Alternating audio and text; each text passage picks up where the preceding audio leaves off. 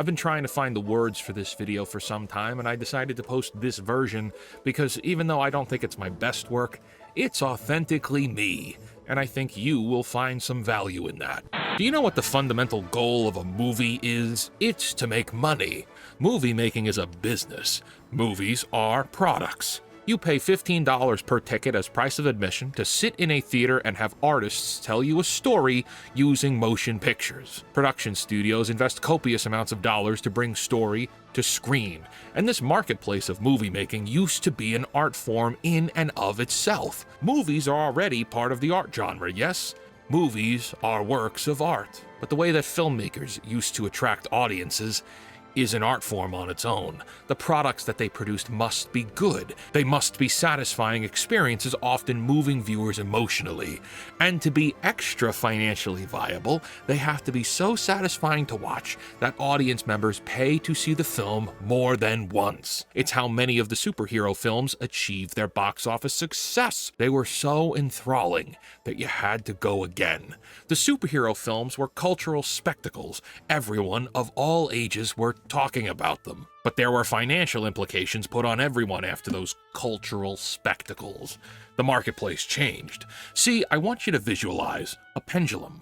This is a movie. On one side we see the word product, and on the other side we see the word art. All films swing back and forth inside this safety zone, where they need to be good enough to make lots of money, but also stand on their own 2 feet as authentic artistic expression. And what we've seen since the spectacle of the franchise genres, see, it's not just superhero films, it's franchises as a whole.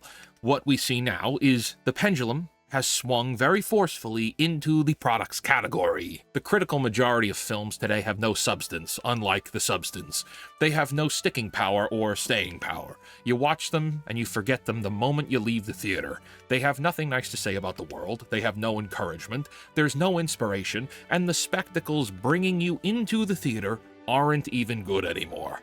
There's nothing there except a sparkle of spectacle and an empty husk of a story featuring lead characters with motivations that are entirely too predictable or entirely unrelatable. Look at the box office for this year. How many on there are original ideas? How many on there are legitimately good stories that you'll want to watch over and over? How many on there have jokes or gags or comments on the world as it is today, right now? You know, things that will not be funny or relevant in 6 months, permanently dating this film to the current day and losing all relevancy down the road. You see, it's inside this balance of art and product that the entire industry has lost its way, and the industry and those inside of it are entirely incapable of looking at what they're doing from a bird's eye perspective, or from an outside point of view. They're entirely incapable of understanding the fact that movies and filmmaking are no longer an art form and are exclusively meant to generate quick profits and move immediately out of the zeitgeist in order for the next product to take its place. And that's a very bad thing. And it doesn't matter for us. It matters for the next generation. Hello, my friends, and welcome to The Pondering. I am the real-life fake wizard. If this video brings you any value at all, I invite you to subscribe to this channel, where we're posting new videos nearly every day. I have this term that I use on my streams called fast food movies, and it's been very challenging to find the right way to properly define that. But you look at something like Venom 3, or Madam Web, or Godzilla and Kong, Ghostbusters 4, none of these movies have staying power. Some of them might have made a few dollars in profit, but these movies have nothing worth thinking about the minute you leave the theater. There's no mental staying power. There's nothing to think about. Nothing to take with you. The first Ghostbusters was a great comedy with lots of rewatchability. Countless lines to quote in real life. Do you want some coffee, Mr. Tully? Do I? Yes, have some. Yes, have some. Ghostbusters 4 is a boring slog with characters you just don't care about, and a contrived plot that you could see coming a mile away. Godzilla 2014 is actually well thought out in its approach to Godzilla. It's not a great film by any means, but there's a root that there's some kind of science fiction in this world. The human plot is not boring, the acting is not bad, and the way they used Godzilla made his presence important. He's not in it much. You certainly wish he was, but when he is, every step he takes is slow and powerful. His movement carries the weight of him being the size of skyscrapers. They thought about that. They thought about how his movement was meaningful. And so his screen time is ultra important in its short duration. But you look at Godzilla and Kong, the New Empire, and all of that importance to his screen time has been diminished. The Godzilla films have reduced themselves down to just monster punch-out movies, kind of like the Michael Bay Transformers films. And it's like, yeah, that's what Godzilla movies have always been. Except, look at how good Godzilla -1 was. Don't tell me it's impossible to write a good human plot.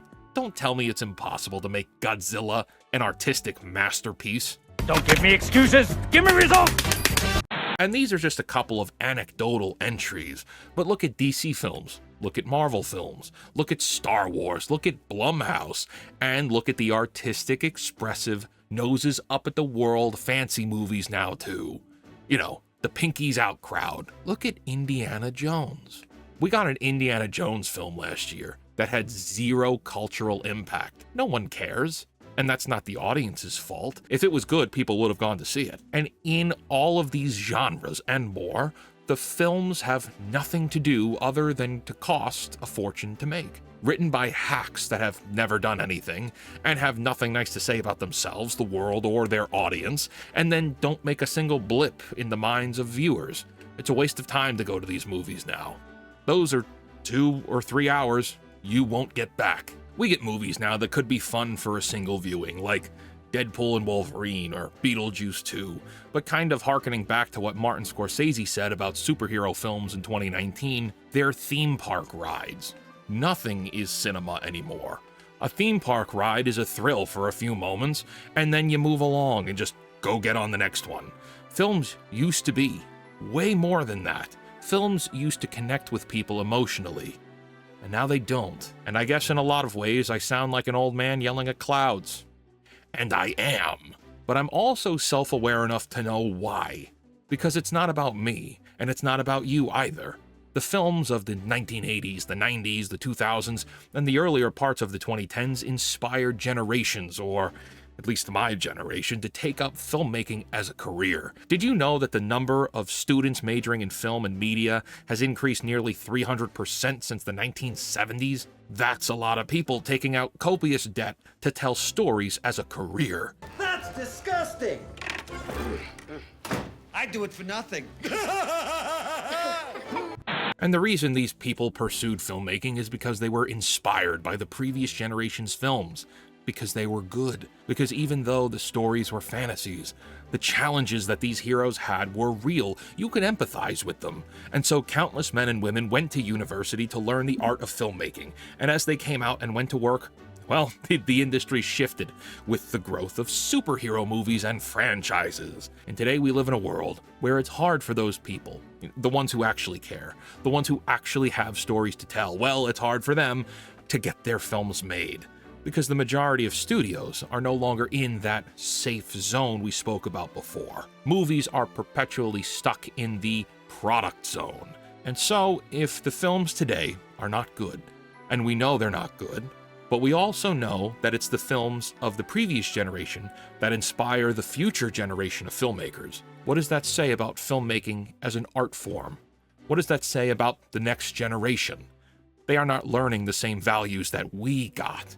They do not have similar heroes like we did. And the films of today that actually have something to say spend their precious runtimes bitching and moaning about groupthink virtuism or a writer's commentary on geoeconomic political ideologies, rather than just encouraging an audience or satisfying an audience. And our youth suffers for that. They're missing out.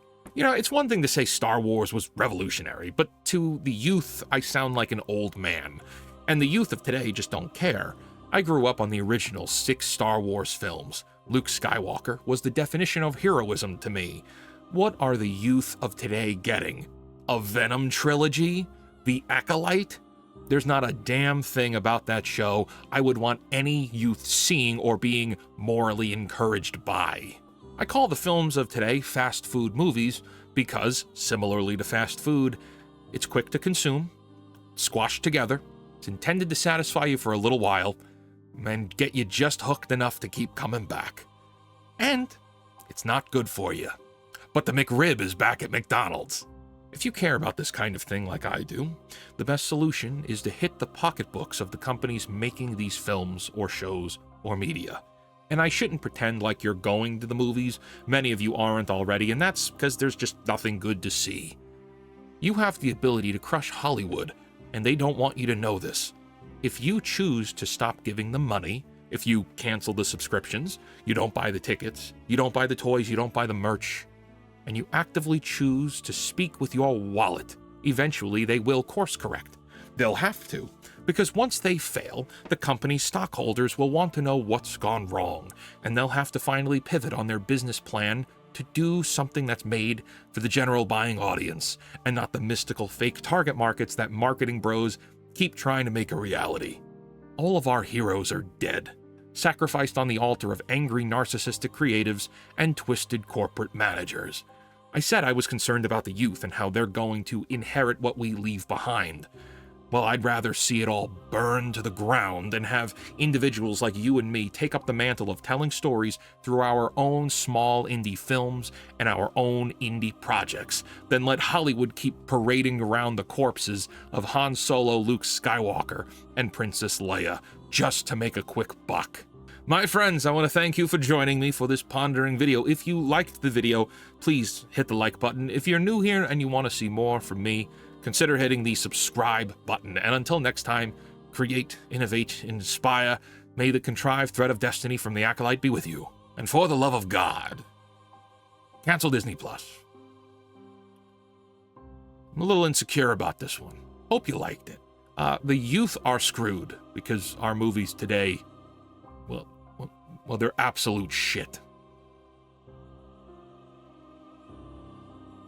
Yep.